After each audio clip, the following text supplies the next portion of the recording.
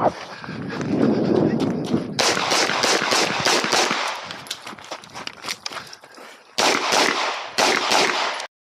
right, so those are some of the stages with the EPS carry.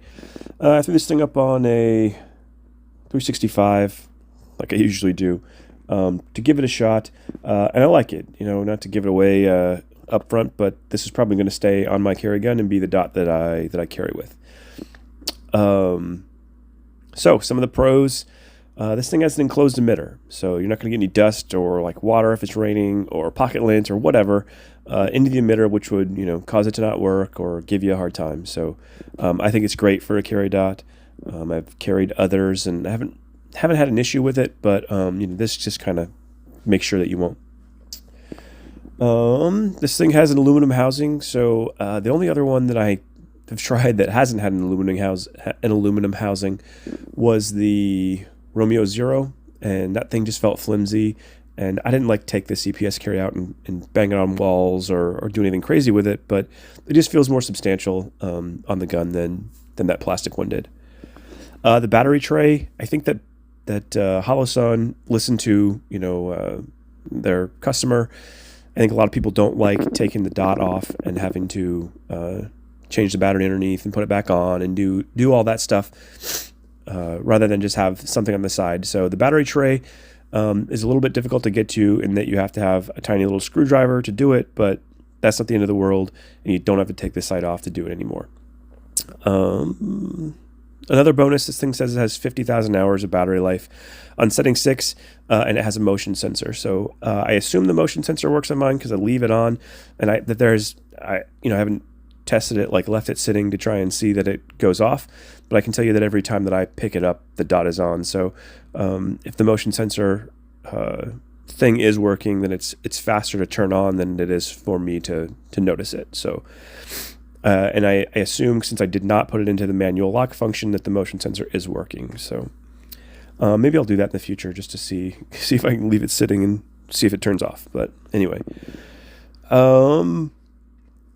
this isn't really a pro, it's not really a con either, though. You need a tiny little screwdriver, like I said before, to be able to get the battery cap, battery tray, not cap, out. But it's the same flathead bit that you would use to change the windage and elevation. I've heard some guys complain about, like, I want to be able to change it, or the windage and elevation, with like a 9mm brass or whatever. But I don't know, man. Since day one of shooting, I've always had in my range bag a tiny little screwdriver set that has Allen, star bolts, and flatheads, and Phillips heads. It's got all of them in there, very, very small.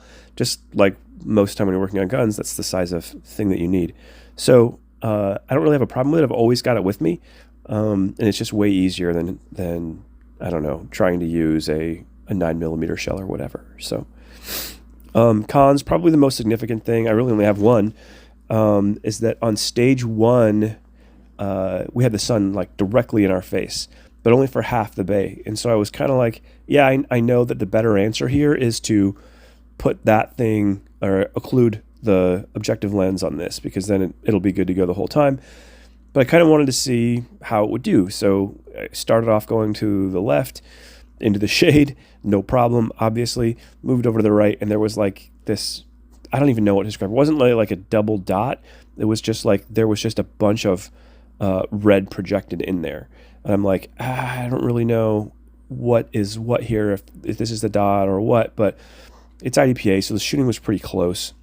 And so I just kind of put that mass of red nonsense onto the target, or onto the 0 of the target, and pulled the trigger, and it hit the 0, so no problem. However, in stage 2, we just moved one bay to the right, and it was the same situation, except it was all sun in our face now. And I took one black paster and put it over the front of the objective lens of the red dot, and it worked just fine. And I thought it was pretty cool that the dot itself, or the housing itself, is just, the window is just slightly smaller than the paster, so you had enough to put one paster on the actual housing and occlude the dot. So used a black paster, did that, and it worked just fine for the rest of the match. No problems there. Yeah, all in all, I think it's a fine dot. I trust it enough to put it on my carry gun and use it. I don't know. There's just something that's like boringly reliable. It's good, but I don't know, man. There's just something about it that I'm like, I like it, but I'm not like super excited about it. So I don't know how to describe it any better than that. It's a fine dot, but yeah, we'll shoot some more and see how it goes. Check out the last few of the stages, and we'll see you on the next one.